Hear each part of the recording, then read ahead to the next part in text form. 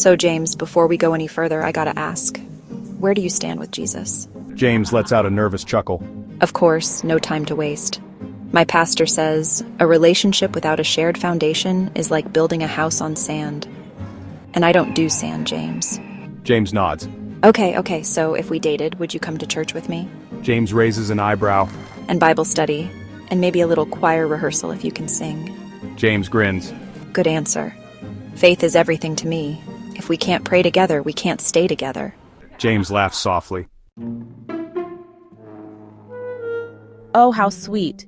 You know, the Bible says a man who finds a wife finds a good thing, but the Lord also says to test a man's spirit first. Darnell leans forward. And what do you believe, James? James clears his throat. Well, at least you're honest. Now come on and say grace before we eat. James, why aren't you dressed? James groans. The Lord's team plays every Sunday too, you know? And we don't take off for football season. Michelle sits next to him, taking his hand. Look, I don't expect you to be perfect. But I need a man who can lead in faith, not just cheer for his team. Can you at least compromise? Church first, then football. James sighs, then smiles. The church choir sings as Michelle sits in the front pew.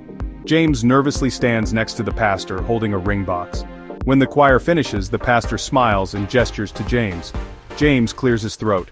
Yes, 1,000 times, yes.